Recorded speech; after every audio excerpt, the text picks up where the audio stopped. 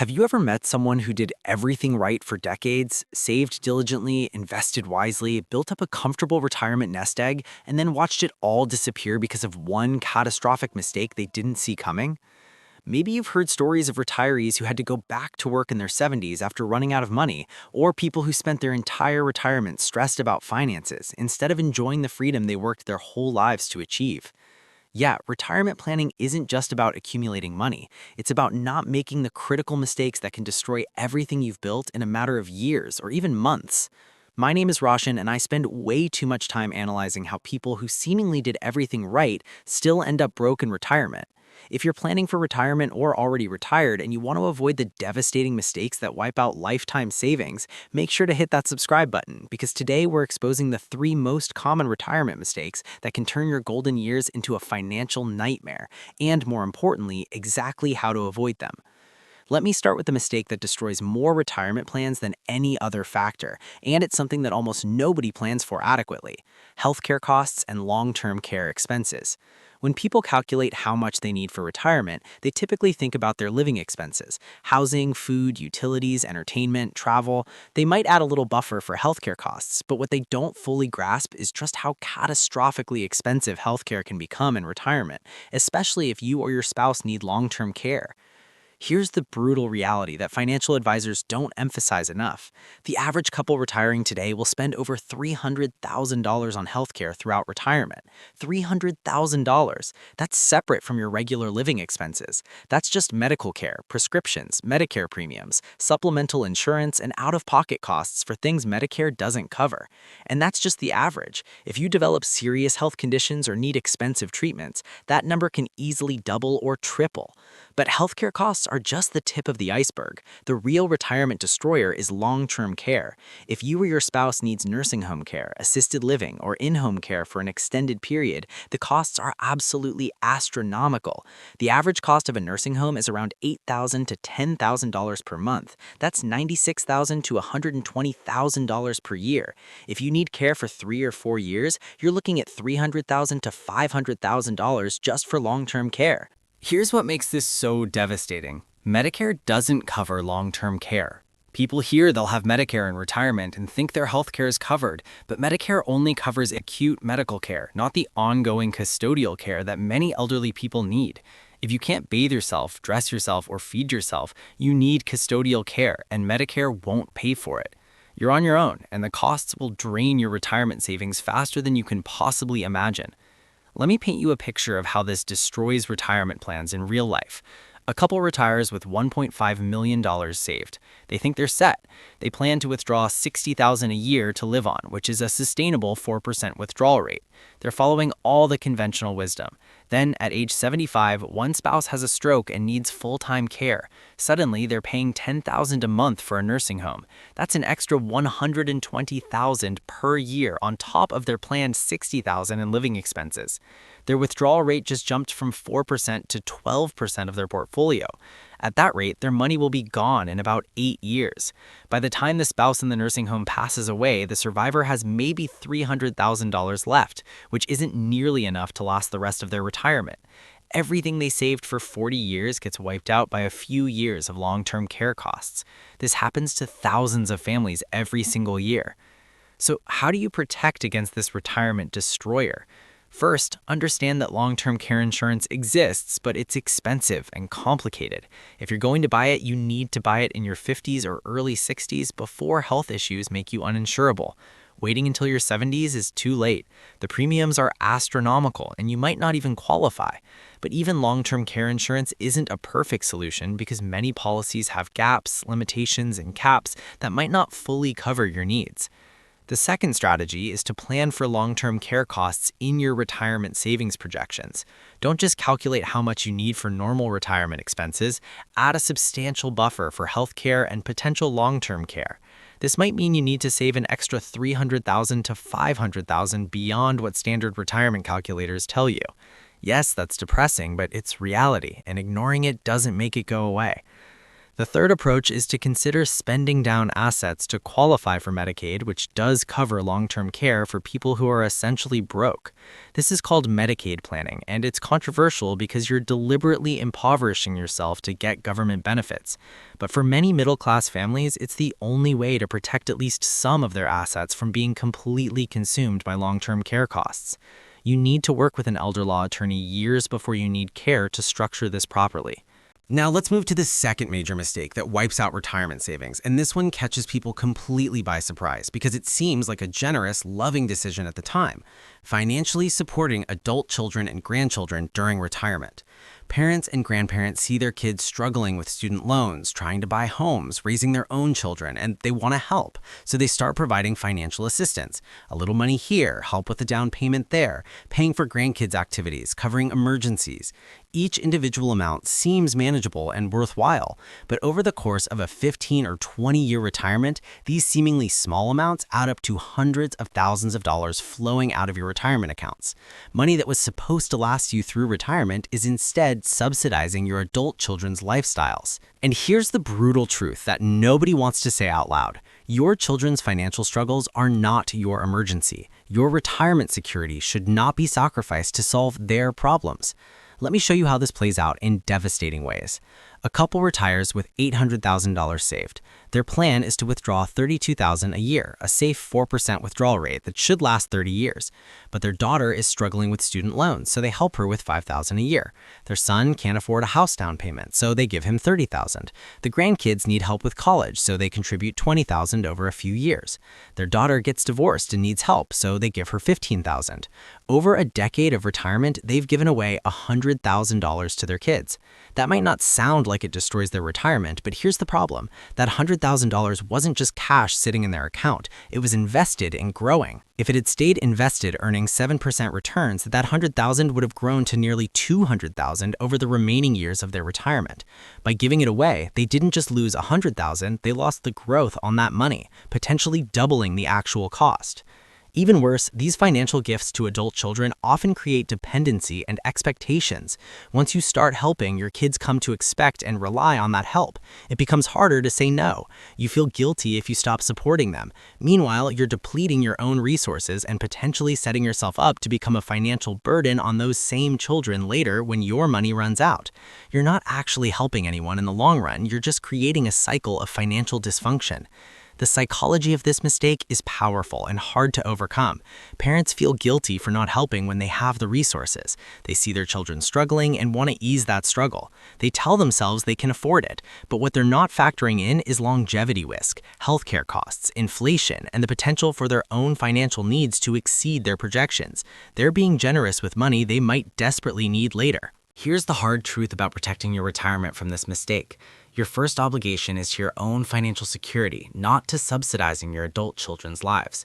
Your children have decades of earning potential ahead of them. You don't. If you run out of money in retirement, you have no way to recover. You can't go back to work at 85. You can't take out loans. You become dependent on others, likely those same children you were trying to help, except now you need far more help than you ever gave them. The loving thing to do for your adult children is to remain financially independent throughout your retirement so you never become a burden to them. That means saying no to requests for financial help even when it's painful. It means letting your children experience the consequences of their own financial decisions. It means teaching them independence rather than enabling dependency. This is incredibly difficult for parents who want to help, but it's necessary if you want your retirement to survive. If you absolutely must help your adult children financially, set strict limits and boundaries. Never give more than you can truly afford to lose. Never touch your retirement principal to help them. Only help from excess cash flow, not from your nest egg. Make gifts, not loans, because loans to family members almost never get repaid and just create resentment. And most importantly, understand that helping your kids financially often doesn't actually help them in the long run. It delays them learning to solve their own problems and stand on their own feet. Now, let's talk about the third major retirement mistake that destroys financial security. And this one is insidious because it happens gradually and people don't realize the damage until it's too late. Poor withdrawal strategies and sequence of returns risk. How you take money out of your retirement accounts matters just as much as how much you saved. Taking out money at the wrong time or in the wrong way can cut your retirement savings in half, even if you follow all the conventional advice about safe withdrawal rates. Here's what sequence of returns risk actually means. If you retire and the stock market immediately crashes, you're forced to sell shares at depressed prices to fund your living expenses. When the market eventually recovers, you have fewer shares remaining to benefit from that recovery. This sequence of bad returns early in retirement can permanently damage your long-term outcomes in ways that the exact same returns in a different order wouldn't. Let me give you a concrete example of how this destroys retirements. Two people both retire with $1 million. Both experience the exact same market returns over 20 years, with some good years and some bad years that average out to 7% annual returns. The only difference is the order of those returns. Person A experiences the bad years early in retirement, with the market dropping 20% and 15% in years 1 and 2. Person B experiences those same crashes, but they happen in years 18 and 19 instead. Person A, who experienced crashes early, runs out of money in year 23, even though they followed a conservative 4% withdrawal strategy. Person B, who experienced the exact same returns in a different order, still has over $600,000 remaining after 20 years. Same returns, same withdrawal rate, completely different outcomes. The timing of when you experience market downturns relative to your retirement date determines whether your money lasts or runs out. This is terrifying because it means your retirement security depends partly on luck in timing that you can't control. If you happen to retire right before a major market crash like 2000, 2008, or 2022, your retirement is at serious risk even if you did everything right. You saved enough, you invested properly, but bad luck with timing could wipe you out. This is why the standard advice to just invest in stocks and withdraw 4% annually isn't sufficient protection. So how do you protect against sequence of returns risk destroying your retirement? First, the years immediately before and after retirement are the most critical. This is when you need to be most conservative with your asset allocation. The conventional advice is to gradually shift to more bonds and less stocks as you approach retirement. This reduces volatility during the danger zone when sequence risk is highest. Once you're 5 or 10 years into retirement and you've survived the early years without a major crash, you can actually afford to be more aggressive again. Second, consider a bucket strategy for your retirement withdrawals. Keep 1 to 3 years of living expenses in cash or very safe investments. Keep another 5 to 7 years in moderate risk investments like bonds. Keep the rest in stocks for long-term growth. This way, if the stock market crashes, you're not forced to sell stocks at depressed prices. You can draw from your cash and bond buckets while waiting for the stock market to recover. This strategy smooths out sequence risk by ensuring you never have to sell at the worst possible time. Third, be flexible with your spending during market downturns. The 4% rule assumes you increase your withdrawal every year for inflation, regardless of market conditions. But this is insane. If the market crashes 30%, you shouldn't be increasing your withdrawal. You should be decreasing it temporarily. Cut discretionary spending during down years. Skip the expensive vacation. Delay the new car. Reduce your withdrawal rate to 3% instead of 4% until the market recovers. This flexibility can be the difference between your money lasting and running out. Fourth, consider delaying retirement if you're planning to retire right into obvious market volatility or economic turmoil. If you're 64, plan to retire at 65, but the market just crashed, working 1 or 2 more years while the market recovers can dramatically improve your retirement outcomes. Those extra years let you keep contributing, avoid selling at depressed prices, and give your portfolio time to recover before you start withdrawing. Yes, it means working longer than planned, but it might mean the difference between a secure retirement and running out of money at 75. The withdrawal strategy you use matters enormously for other reasons too. Taking withdrawals proportionally from all your accounts sounds fair, but it's often tax inefficient. You might be better off drawing from taxable accounts first, then tax-deferred accounts like traditional IRAs, then tax-free accounts like Roth IRAs last. This strategy minimizes your lifetime tax burden and makes your money last longer. Alternatively, there are strategies for converting traditional IRA money to Roth during low-income years in early retirement before required minimum distributions kick in. Required minimum distributions themselves can be a retirement destroyer if you're not prepared for them. Once you turn 73, you're forced to withdraw a percentage of your traditional IRA and 401k accounts, whether you need the money or not. These withdrawals are taxable income that can push you into higher tax brackets, increase your Medicare premiums, and potentially trigger taxes on your Social Security benefits. People who didn't plan for RMDs often find themselves with surprisingly high tax bills in their 70s that eat into their retirement security. The interaction between your retirement withdrawals and Social Security benefits is another place where poor planning destroys value. If you claim Social Security at 62, you permanently reduce your benefit by 25 to 30%. For many people, delaying Social Security until 70 makes much more sense because your benefit increases by 8% for every year you delay. But this requires having enough other assets to live on from 62 to 70. Many people claim early because they don't have a withdrawal strategy that allows them to delay, and they end up with permanently reduced income for life. Here's the reality about these three retirement mistakes. Healthcare and long-term care costs, supporting adult children, and poor withdrawal strategies aren't dramatic one-time failures.